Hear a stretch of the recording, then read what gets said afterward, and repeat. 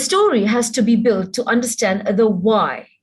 Simon Sinek, the author of Start With Why, talks about how companies need to stop leading with what they do and start with why they do it. Many organizations define innovation by what and sometimes talk about the process of how they innovate, but very few can easily communicate internally or externally about why they need to do so. Our first session for the day, Empower the Nation with Corporate Innovation. Please welcome your moderator, Mr. Shankar Kanabiran, Malaysia Deputy Managing Partner, Ernst & Young Consulting, Sdn Berhad. Mr. Shankar is the Financial Services Consulting Leader as well as the Deputy Consulting Leader of Ernst & Young. He has more than 26 years of experience in business consulting, strategy, transformation, and is actively involved in assisting clients to transform their digital, technology, and innovation and analytics capabilities. Recently, since the COVID-19 pandemic started, Shankar has been extensively involved in various digital and strategic transformation projects, including the Digital Derma platform, banking strategy, and application. Over to you, Mr. Shankar. Thank you very much, Maldi. Good morning, ladies and gentlemen, and welcome to today's panel's discussion. As I introduced earlier, my name is Shankar, and I will be your moderator for the discussion this morning.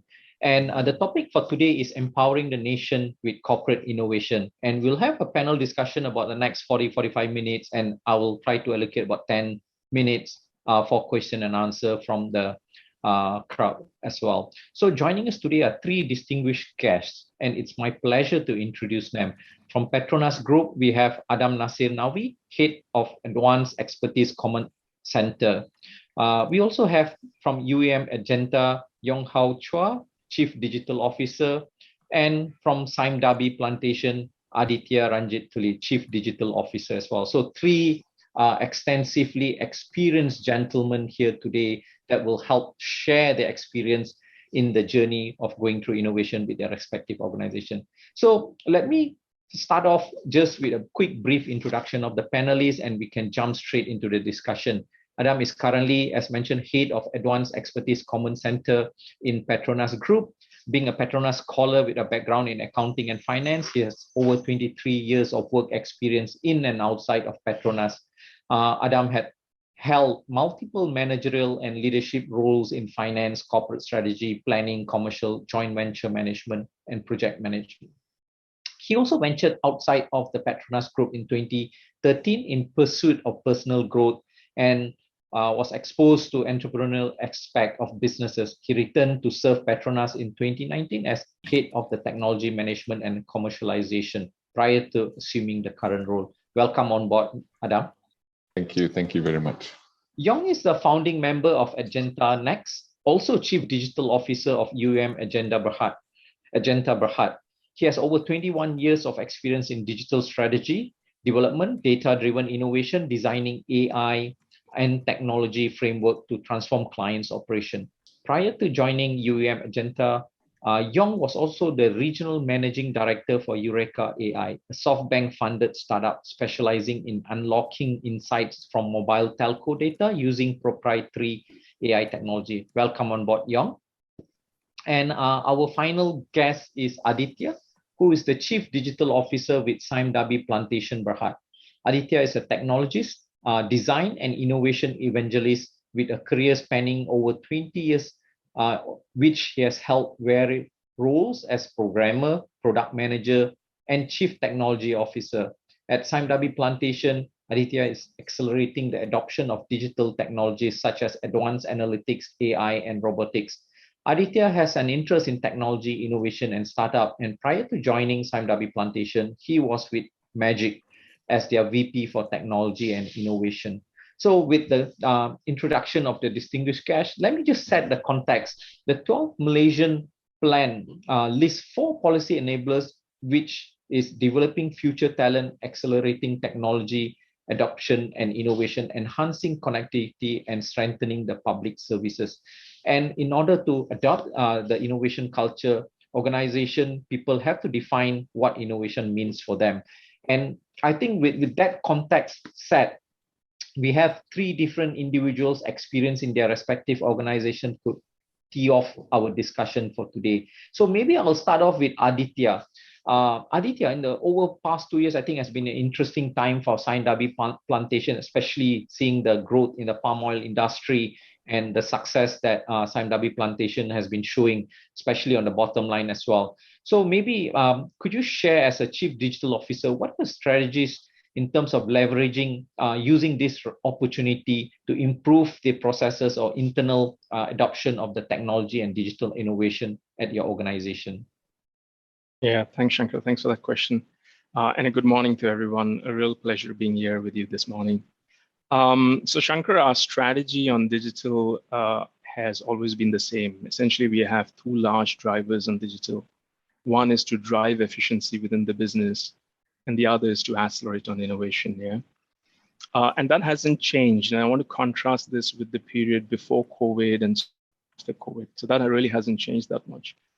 But what has really changed within that period is the fact that some of our priorities have changed. Yeah. So within the digital portfolio, certain initiatives have become more urgent, if you like. And there has been a shift of balance between efficiency and innovation. Whereas before COVID, largely it was on the efficiency side. Now, after COVID, it is a good balance between efficiency and innovation. Yeah.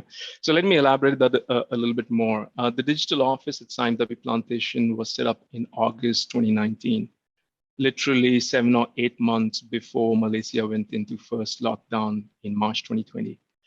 And back in August 2019, just to give a little bit of context, CPO price was about 1,900 per ton, or about 2,000 per ton, if I'm not mistaken. Fairly low. And one of the lowest prices for CPO. And there was a big pressure on margins, if you can imagine. And therefore, the whole idea of setting up digital was to help optimize our resources, help essentially drive costs down. And if you can imagine, we were therefore focusing a lot on data and analytics, right? So we were looking at opportunities where we could understand our production, or we could understand the demand. We could anticipate these things before time, and therefore we could actually plan things better, or we could actually price things better, right? So largely on efficiency using data and analytics. There was a little bit of innovation in play. And one of the areas that was really exciting at that point was robotics, or I should say drones specifically, where we were looking at extending the use of drones within plantation. Now in Sime Darby Plantation, drones have been in play for about 10 years. But not necessarily in operations, largely confined to our R&D teams or precision agricultural teams who are using drones for surveillance, surveying, and mapping, and so forth. Within operations, it was largely used only for palm sensors. And we were very keen to see whether drones can be extended for spraying activities. So drones for spraying in palm oil was completely new. Of course, it is possible to do that in other crops, but in palm, given the terrain and the size at which we operate, there were a huge number of challenges. So we were looking at drones, we were looking at UGVs, and those were the kind of initiatives we were focusing on more on the innovation side. But we were not very clear as to the solution is going to be available to us in a short term. We always imagined these solutions were further away. And I think we were not very clear in understanding the economics of having these technologies in our operations as well. Yeah, that was pre-COVID. And then we come into March 2020 and the situation changes literally overnight. We realized that in our portfolio, whilst efficiency is still important, the challenges that we were facing as a business were very different. So on our upstream business, as an example, we were losing hundreds of workers every month. Now, when you lose that many workers every month, you essentially have crop that is lying unharvested. Yeah. So whatever you project doesn't really matter if the crop is not harvested. There's simply no oil. And so how do we address that challenge? And so we had to bring forth some of the innovation initiatives, especially on drones, to see how we can actually find the solutions. Now, thankfully, we found some partners in Malaysia that we worked with. And today we are actually using drones in spraying activities in our nurseries, in our immature plantations. Just to give you a little bit more depth in there, these operations are quite tedious. Yeah, the spraying happens every 2 weeks, year in, year out. So there's a lot of area to be covered by drones. And of course, there are still challenges in terms of the battery and this and that, but largely we've been able to move towards drones. Similarly, I think we've spent a lot of time trying to understand the technology when it comes to robotics. We've looked at partnerships. We've scouted the entire market here in Malaysia, but also globally, looking at what tech is available. We've tried to understand how this tech essentially operates. We are now a lot more aware of where this tech can help us, so essentially where the solutions might be. And I think we are a much better position than we were back when we started. That's on the upstream side. If you talk about downstream as well, there was an opportunity, because in certain parts of our business, demand had completely evaporated. You take Horeca as an example, hotels, restaurants, and catering, completely evaporated. And so we had an opportunity to go back and think about how we can think more holistically in terms of a transformation program in our downstream business, where we create world-class refineries, essentially. So when we know that the situation stabilizes and the market stabilizes, we are well positioned to leverage on that opportunity. And so we've gone back and done that. We've looked at the technology, we've looked at people and skills, we've looked at processes, we've looked at how we standardize those things. So a lot of work has gone on in the last year and a half, even since COVID, to really look at rethinking our business operations. So I think, in a nutshell, I do believe that COVID has been a blessing in disguise, especially for digital. I'm putting on my digital hat here. I know there have been lots of challenges around COVID, but it has been a blessing in disguise. It has made us a lot more focused in terms of the challenges that we needed to address. I think it has brought to bear certain opportunities that existed, which previously we weren't quite sure about. We always thought that these were huge investments and the payback might be longer, but today I think the situation is very different. And I think it has made us a lot more aspirational as well, because now we are reimagining how work is designed, if you like, in a plantation company. Yeah, we are reimagining how machines and people are going to work in our operations. So no longer do we want to actually think of plantation as a 3D job or working in an estate as a 3D job. We want to change the perception around that. We want to make sure that people are well paid, that the job is supported by the latest tools and technologies and the latest machines. And I think we have set our sights a little bit further as opposed to where we were a couple of years ago. Yeah. So there's a lot happening on the innovation side, and I'm happy to go into sort of how we've gone and build that. Thanks, Aditya. Really interesting. I would have reckoned that the last 18 months would have been an interesting time for yourself, spearheading the various innovation and kind of not only innovation, but rolling out to actual production use and getting the businesses embracing that as well. So maybe now we switch to Adam and try to hear from PETRONAS, our only Fortune 500 company. And I think, as we know, the whole nation, we're thankful for the leadership of PETRONAS on in terms of nurturing our oil and gas reserve and bringing it to where it is today. A world-renowned Fortune 500 company with roughly 50,000 personnel across the world. But of course, it's also well known that the oil and gas industry has been badly hit and due to restriction in operations, uncertainty in prices and everything. So maybe Adam, in that context, and in the last few years, I think keen to hear what are some of the initiatives that been undertaken by the PETRONAS Group, especially around your unit in itself, and kind of to drive some of the efficiency, also increase productivity as well. Maybe share with us some of the experience in terms of driving that as well. Over to you, Adam. Thank you very much, Shankar, and thank you to the organizers for having me. Very good morning, everyone, and it's a pleasure to be here as well. Yes, it's been a challenging time for the oil and gas industry. I think we're well aware that oil and gas is a very cyclical business. And we had quite a severe downturn sort of around 2013, 2014, where oil prices dipped from a high of just over $100 per barrel to down as low as just over $20 per barrel.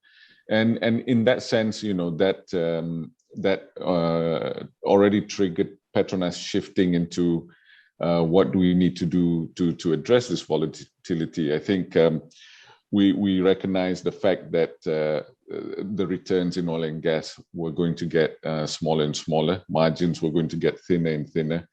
And there's, of course, the energy transition that's been talked about over the last decade or so, but that's also been accelerated over recent years.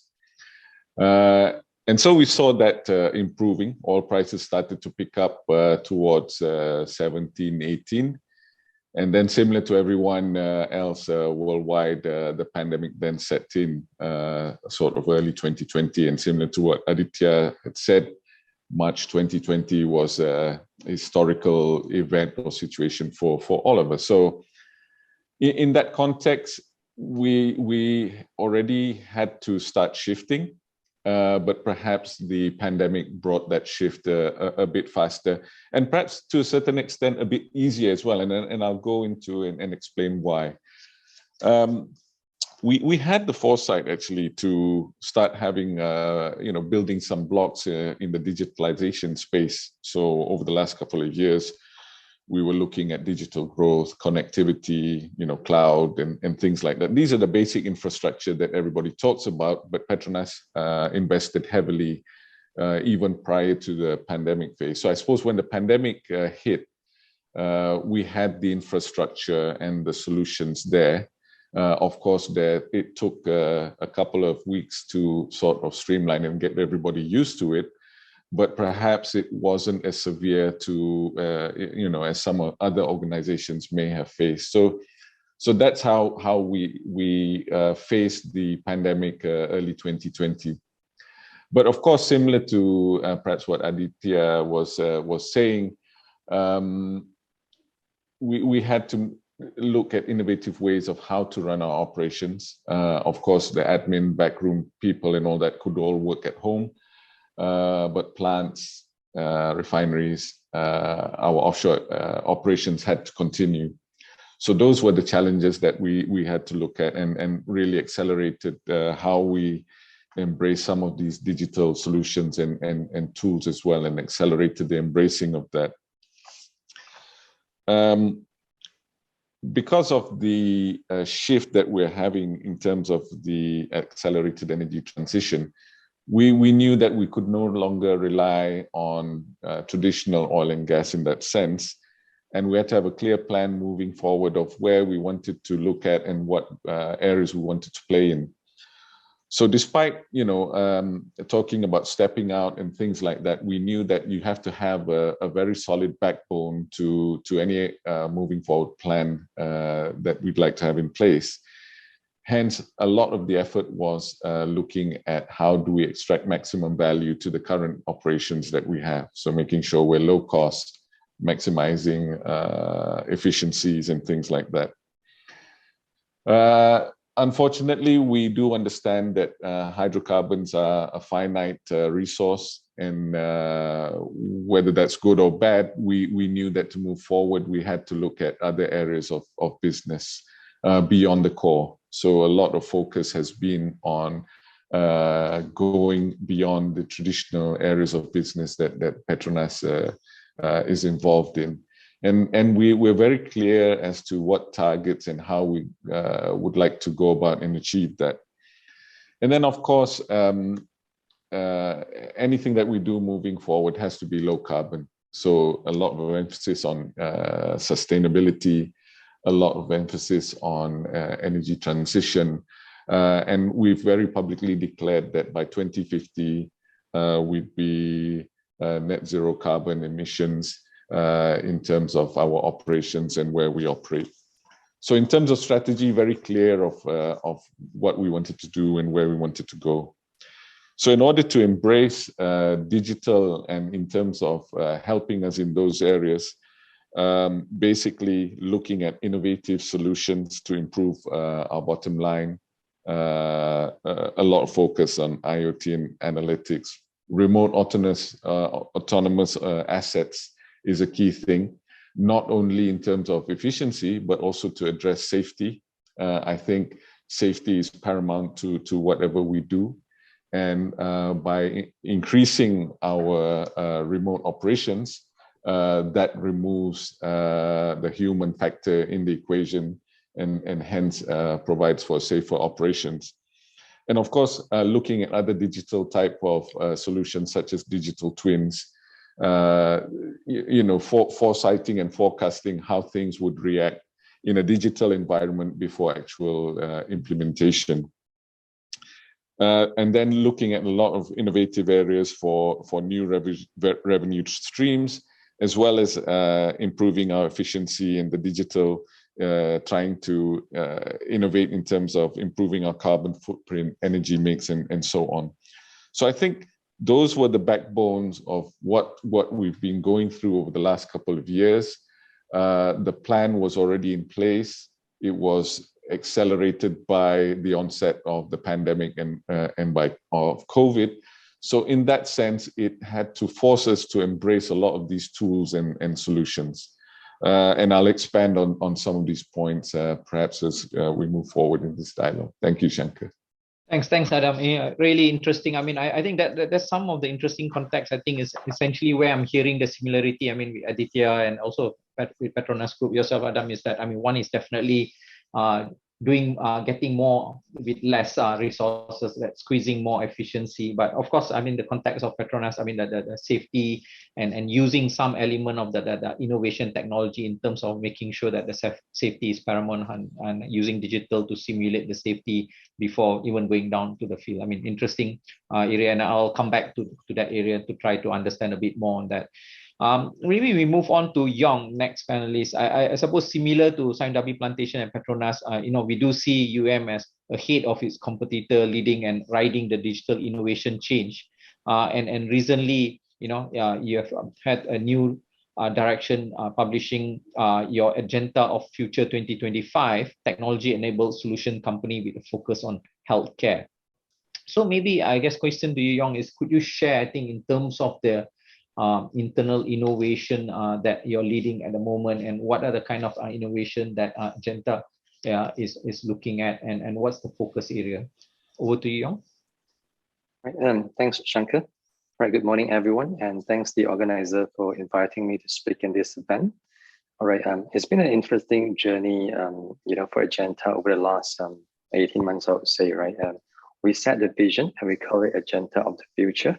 In a nutshell, what we'd like to do is to transform a very traditional business into more of a tech-enabled business by 2025. If you look at Edgenta, our business is all around asset and facility management today. And we'd like to see how digital technology is going to be able to disrupt and challenge our current business model, and to create a lot of differentiation that we can leverage on by 2025 and fully transform ourselves into more of a digital pure play within the next 5 years or so. And this is very important when it comes to leadership. If you look at the leadership team within the organization, I would say almost every one of the C-suite joined the company less than 18 months ago. And they started off with the current CEO, Sharon Nizam. He joined the company mid of last year. And the transformation journey started since then, right? Now, digital transformation is usually very challenging. If you look at all the leading research in the world, only 1/3 of the digital transformation efforts succeed globally, right? And the biggest hurdle is all around the unwillingness from the employee to accept technology, the policy changes, and so on and so forth, right? And this is where I think effective leadership is playing a pivotal role over here. All right, this is a journey, and it's not going to be traveled by just the C-suite, right? It has to be the entire organization. Otherwise, you're not going to see any effect at all, right? And within the organization, we talk a lot about it. Within the C-suite, within the top management, we always talk about what are the things that we should be looking at. How do we transform? How do we disrupt ourselves? How do we disrupt our business model? Looking at how do we shift from a headcount-based business into more of a performance-based, outcome-based business model, or usage-based business model in a tech world, right? But at the same time, we talk a lot about culture, and we use the famous quote by Peter Drucker. We talked about the concept of culture eats strategy for breakfast, right? We know that being the leaders in the organization, when you want to build on something new, the biggest hurdle that you have to cross is probably internal, all right? The new digital ways of working, but more importantly, it's probably the mindset throughout the organization.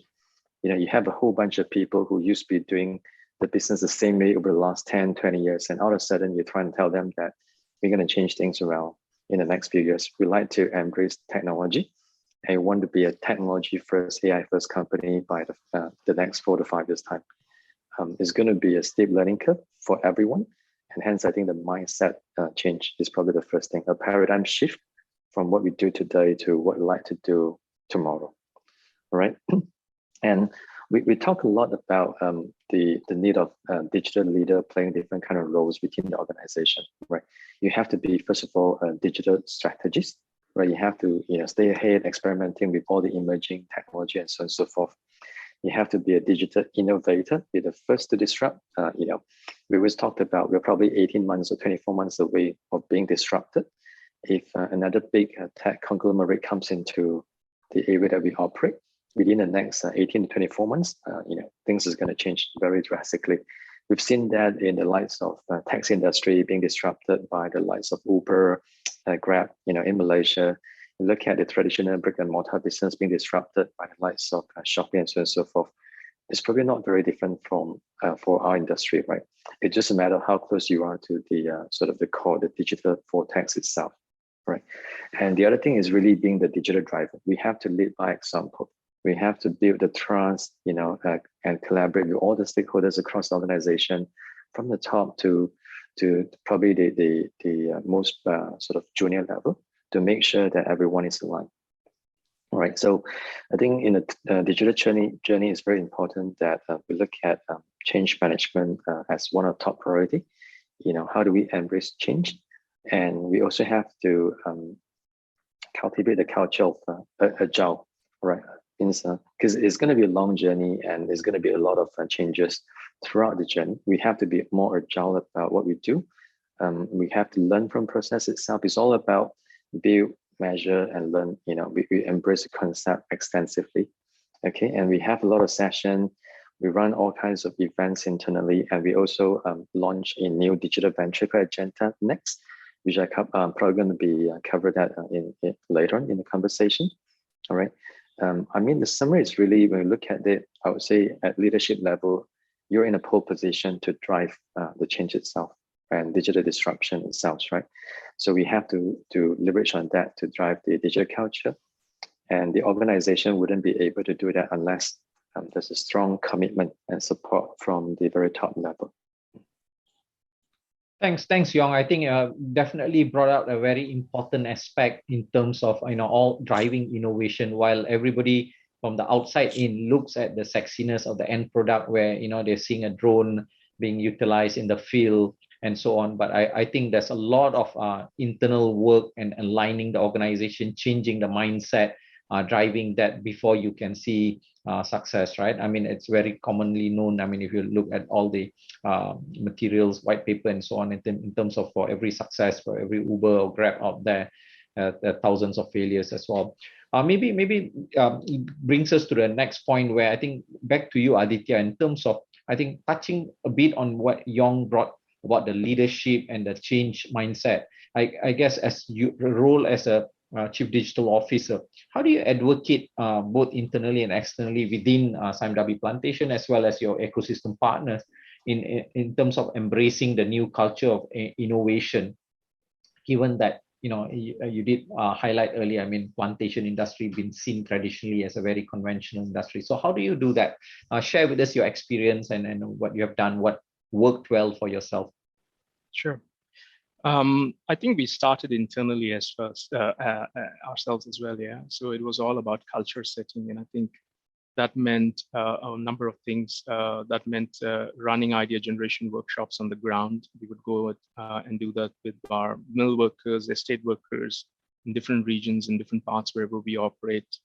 It meant exposing people to trends and how we saw, things that might come and disrupt our business, and sort of running stories around that and communicating that to people.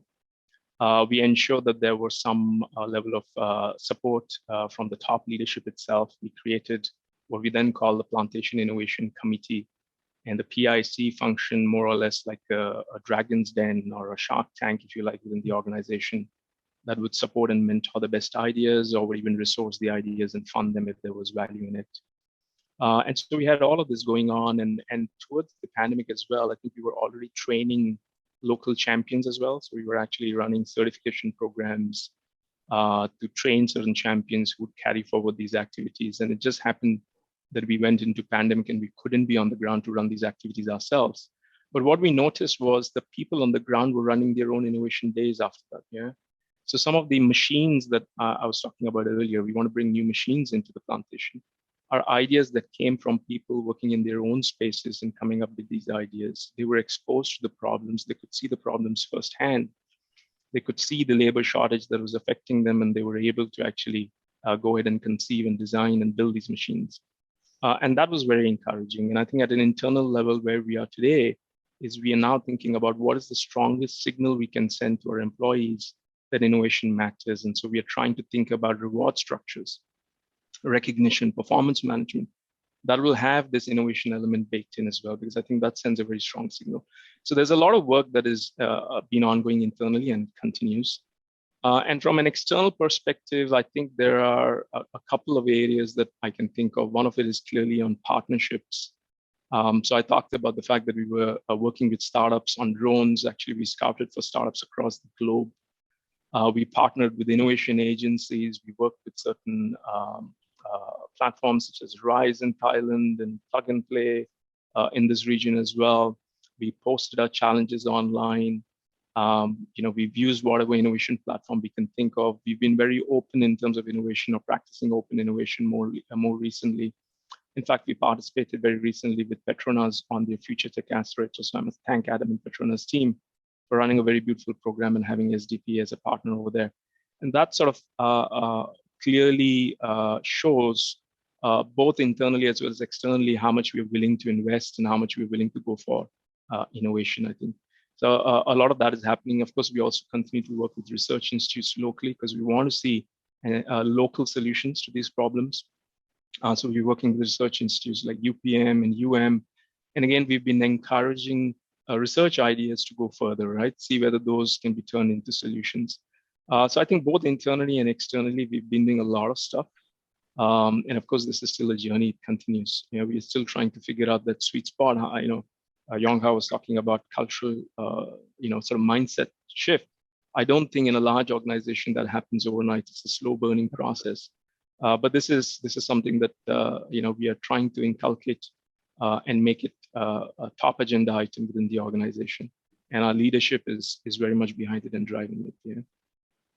Thanks, Aditya. I think the point that you touched earlier in terms of incentives and the KPI traditionally, where large organization moving across from the traditional KPI, but when you're going into areas such as innovation, I was speaking to one of the CEOs from Silicon Valley, and he was sharing the experience of dealing with the traditional conglomerate where traditionally you have your KPI where people it's about success, right? You write about your success. What have you successfully implemented the last financial year, and that adds up to your overall rating and eventually impacts your remuneration and promotion as well. And he had just set up an innovation team, and every single innovation idea failed that year. So when he had the conversation with the head of their chief digital officer, he was going into that session, feeling down, and he felt that his whole team is going to be marked down because they simply failed to generate a single idea. But to his surprise, the CEO gave them a top rating because I think he felt that it's not about the outcome. Yeah, it's important, but at the early stage, it's about encouraging the team and setting the right incentive. In fact, he gave them, the usual bonus, the high rating, and so on, because he wanted the organization to accept that failure in innovation is acceptable, and it's better for you to try and fail rather than not to try at all. So I think that was the message that's going. So I think very pertinent point. I saw some examples around that. So maybe just to shift a bit back to you, Adam, in terms of from a PETRONAS perspective, organization, huge, 50,000 people, specific tasks, but dealing in a lot of technology, heavy technology, digitalization of process going internally. So how do you manage that culture and change management aspect? And what are some of the areas or initiatives that PETRONAS has rolled out in terms of making sure that people are able to keep up with the pace, learn the new technologies, reskill, upskill, embrace the change as well? I think in a nutshell, not easy. Excuse me. But PETRONAS is very, we've got a large workforce, as you've mentioned, and we're in various facets of business, which are very different actually. And that's where the challenge is, because one size doesn't fit all. And I think, trying to change that and get people to change their views and perceptions is a big thing. But I think we've been very conscious. So for PETRONAS, digital transformation actually starts with our own people first. And we're very conscious of that. And whether it's reskilling, upskilling, or it's even asking people to completely forget the skills that they already have, and that's not easy. And that's where people become apprehensive, concerned, and so on. So I think it's making sure that everybody feels that they're part of the journey, that everybody feels that they have an opportunity, and that everybody feels that they have the right training and the skills made available to them. I think that's where there's been a big focus for PETRONAS in terms of moving this forward. So we've done a couple of things actually. One is our digital group are very active in promoting various initiatives. Last year, we introduced what we call Citizens Analytics program within PETRONAS. And we've got more than 2,000 staff who've graduated from this program. In essence, what it is just to make staff more familiar and more comfortable with topics surrounding, data analytics, data science, and things like that.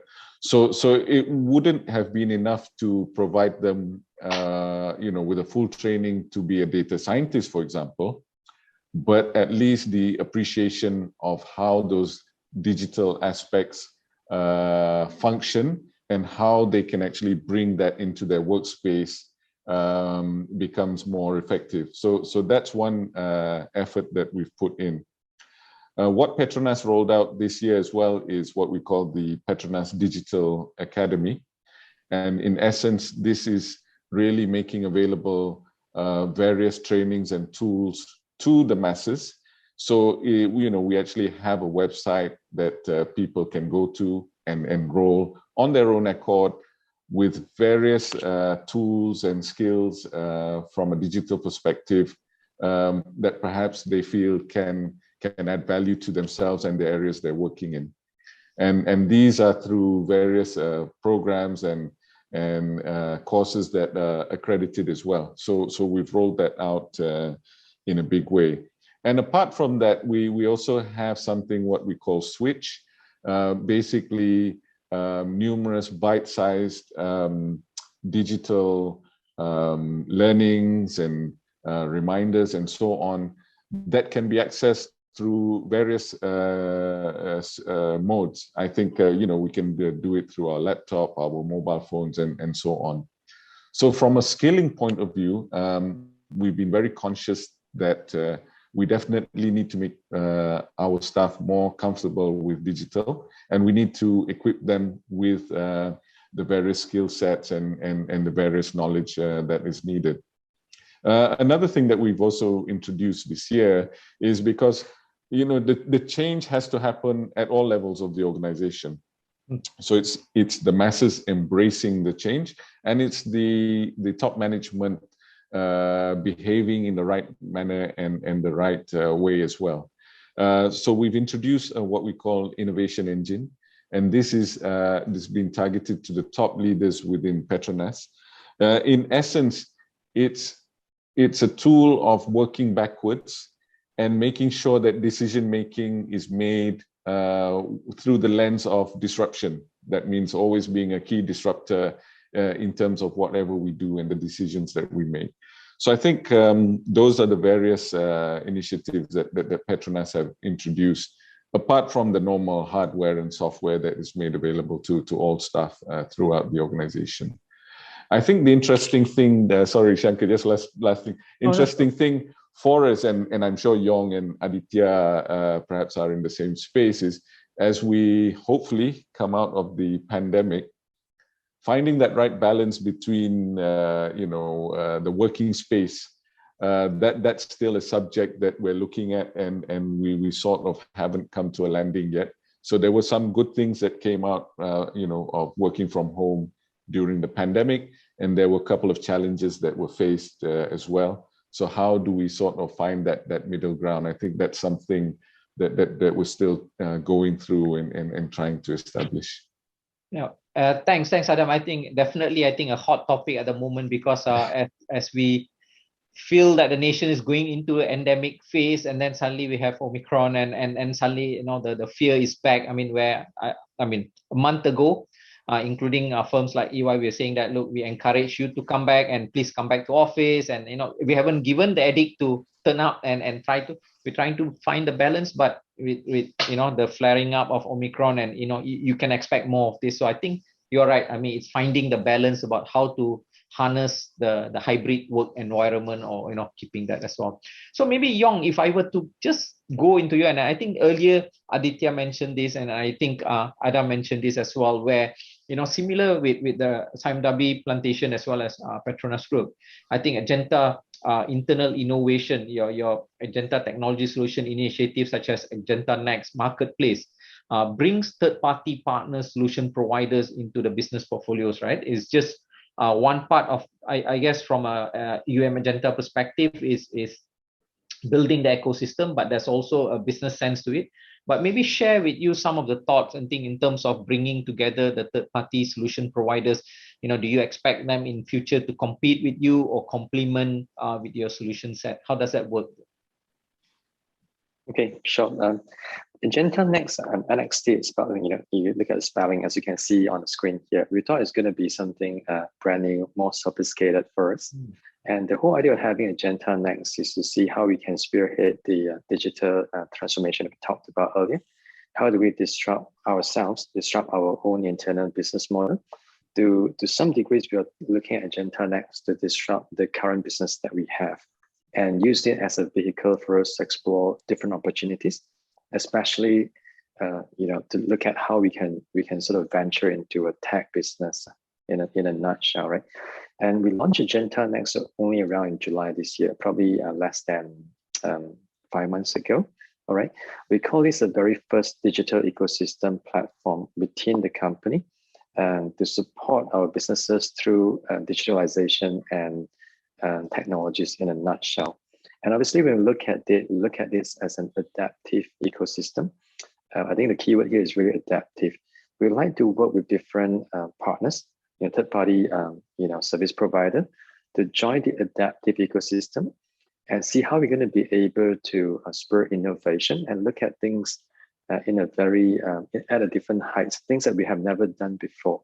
And this is where we started talking to the likes of IIB, Magic, MTech, and the entire tech startup ecosystem to see what are those things that we can really bring into the existing business model, right? I'll put an example to contextualize it.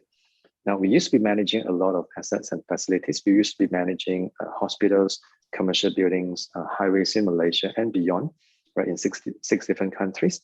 But if we start looking at drone technology, then we will be thinking, how can we expand our business model to perhaps doing some of this building facet inspection, construction site inspection with drone technology.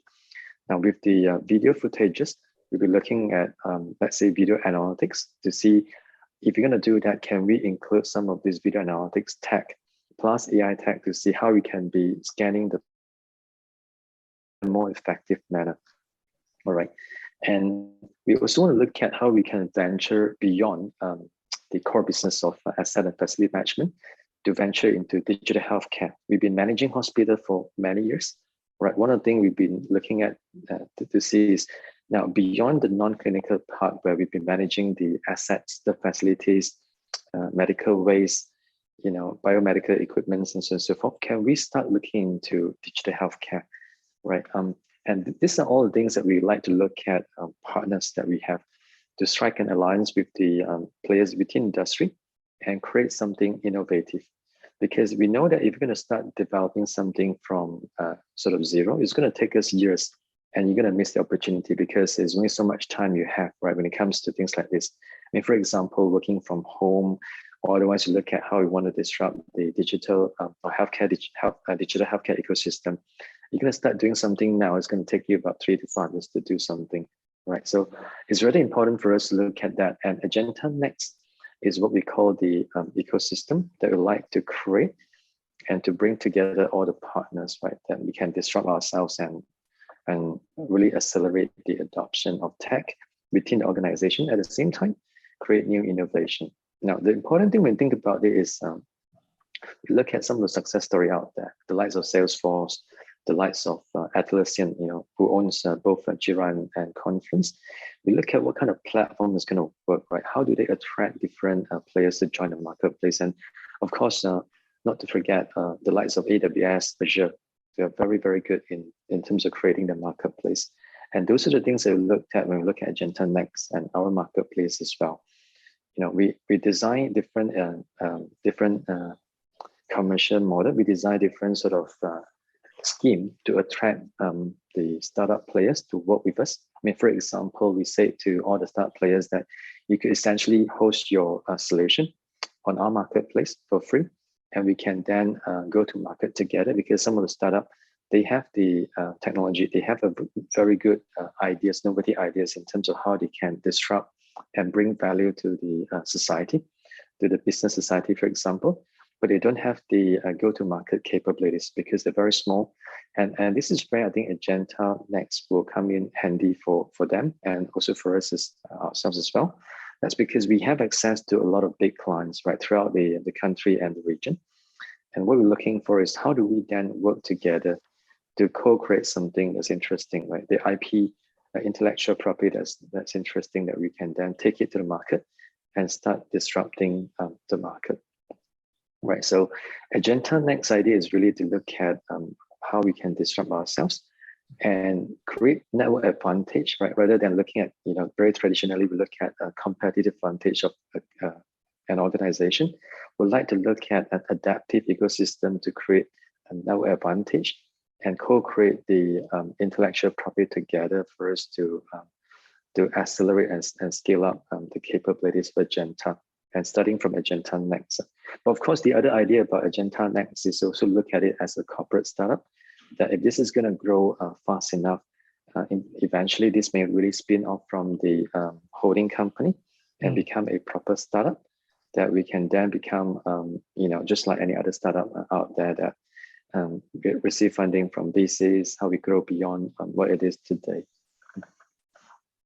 I guess this is what it is. Ultimately, we hope that this is going to be a vehicle for us to grow, to spearhead digital innovation, and also potentially to go into a unicorn one day. Thanks, Yong. I think looks like working together, building the ecosystem, and realizing that you can't innovate everything yourself, and how do you find a win-win solution with your startup partners, and the other angle is also looking at them disrupting your own internal businesses and so on. So that I think it's definitely an interesting idea, and hopefully that really meets success and you're able to create a few unicorns out of them. I'm just conscious of time, so maybe what I would like to do in the next 5 minutes or so is that just as a wrap up, probably go back to you, Aditya, in terms of, it's been an exciting 45 minutes, I think, but innovation is such a deep topic that, we can talk the whole day and you still not finish, and there's so multifaceted around that. So, but if to the audience out there, if they're asking, how do you start this innovation and how do you, quickly, learning the lessons learned from yourself, how would you start, and what are the key takeaways that some of them can ponder for their own organization? With yourself, Aditya? Yeah, thanks for that question. I don't know who asked it. It's a very interesting one. I would love to say that there's a very pointed, straightforward answer to it. The reality is it's not so straightforward as we've just discussed, right? There are several elements in play. On the one side, it is about mindset shift. And so I think there is a lot of conversation we need to have, very frank and frequent conversation we need to have between leaders and employees and staff within the organization. as to what might impact their industry. Yeah. It could be also opportunities. Yeah, Yongha, for example, was talking about new business models, and I think we should be able to have those frequent and frank conversations to say, well, there is an opportunity. How can we quickly move on it? So I think, on the one hand, that level of support from leadership and leadership acknowledging and having that conversation with staff is very important. On the other hand, we know we've got to support the staff, people who want to innovate, and so we've run some certification programs as an example. We've also provided technology. We've ensured that people who wanted access to data, for example, could now have access to that data. So we're trying to be more transparent within the organization as well, so that people can ask questions and potentially have access to tools and technologies that can help them answer those questions. So I think that's the other element that is continuous work, a lot of hard work, but we're trying to be more transparent in that space.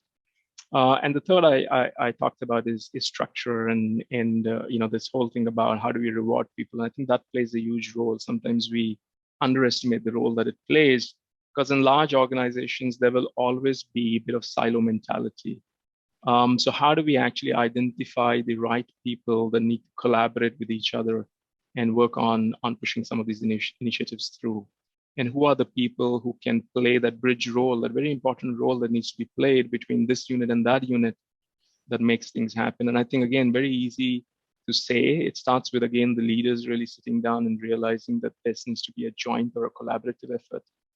Or sometimes even working with external parties and realizing that this needs to be a joint collaborative effort, and keeping aside, some of the ego that might be there or some of the pride that might be there, and saying, well, let's just be open to experimentation.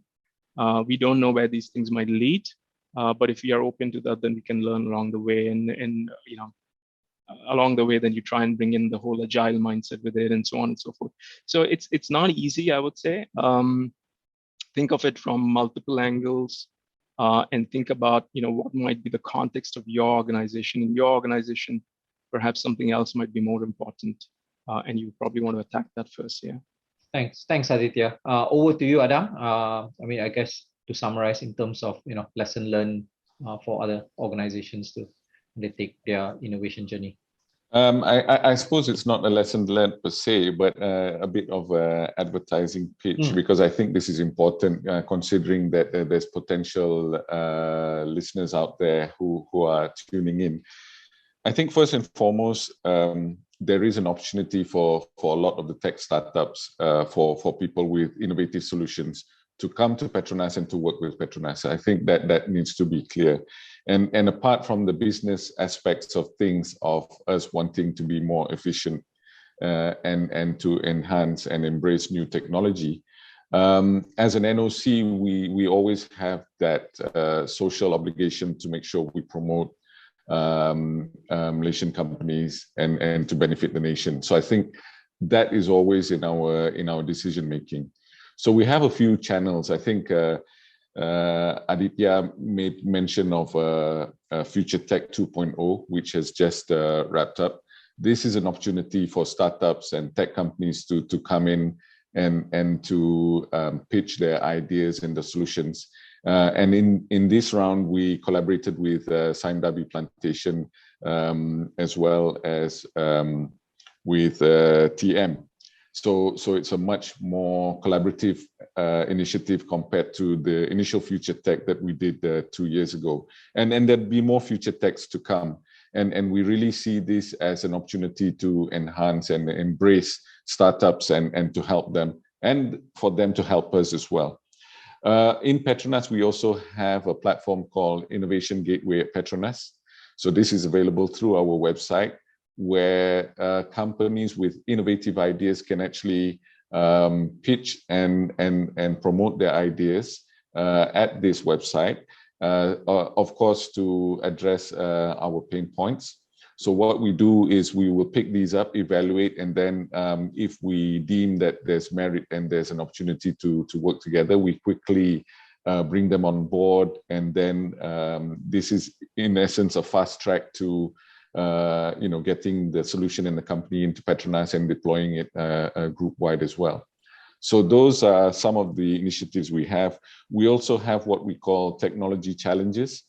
where we feel that there's some pain points that perhaps we can't address internally, we actually float this out to the market, and we invite companies to submit their solutions and their innovative propositions for us to evaluate and take on board as well. So in essence, yes, PETRONAS is looking at collaborating with a lot of companies. We don't do everything in-house, and we can't do everything in-house. So I think I just want to make sure that that message comes across to everyone listening in. Thank you. Sure. Thanks, Adam. Maybe over to you, Yong. I think one of the questions that came from, I'm starting to read through the questions from the listeners out there, specifically, I think around talking about cultural obstacles and mindset for innovation. What's your approach at Edgenta in overcoming this? Sure. Thanks for the question. I suppose Adam and Aditya mentioned quite a fair bit just now, and I did touch a little bit on that as well. I would say for Edgenta, the example we quoted here is the real example that we actually set up a different organization, Edgenta Next, to disrupt the existing business model. So this is one of the things that we like to look at, right? One is at the top management level, the senior leadership. We set a good example. Every one of us talked about it. We set a vision of Edgenta of the future 2025. It is sort of loud and clear when it comes to annual strategy returns and so forth. We talked about it all the time. And that becomes our cornerstone, the different pillars we like to focus on. And we always talked about how we're going to be embracing innovation. So in a way, this is coming from the top management all the way down to the, like I say earlier, the most junior level, that this is what the organization is embarking on. It is important that we look at innovation seriously, and we run a series of events to create awareness, to beef up the know-how. But at the same time, when it comes to strategy, right, we define that at the top level and we sort of cascade down one by one, right? But it's more important for us to share with the team, like what Adam was saying. Everyone is given a fair opportunity to be part and parcel of the journey. So this is how we're going to be shaking up the mindset. But the other thing that I talked about earlier was Edgenta Next. So it's almost as good as creating some kind of internal competition, right? Edgenta Next, the remit given to Edgenta Next is to disrupt the current business model. So you're almost competing and complementing each other against the current operating, the current businesses that we have within Edgenta. But Edgenta Next will look at it, as the future business model. How do we then disrupt ourselves? So you're almost creating a different vehicle to compete against your existing business model, and see how the new business model may be able to disrupt. If it does work, then perhaps this is how the organization can really sort of transition from the old business model to a new one within the next few years or so. Conceptually, it sounds easy, but the execution requires a lot of detailed planning and lots of learning in between. So that's really the gist of it. Thanks, Yong. Maybe I'll switch. Maybe just conscious of time, we got 5 minutes. So if Aditya and Adam, the next two questions is both for each one of you, and if you could wrap up in a minute and a half. So for Aditya, the question is about, can you explain about how much financial efficiency significance with SDP in terms of drone tech adoption, especially the numerical numbers that came out of it? Okay. So like I said, when we started this, it wasn't really clear what the return might be. But we were approaching it from the challenge perspective. The challenge was, can it actually help us reduce our labor that is required to actually spray? And what we noticed was these drones, a specific, let me take the specific example of drones that spray in our nurseries. A typical drone can achieve anywhere between 12,000 to 15,000 seedlings spraying every day. That would need maybe 4 or 5 workers. Yeah.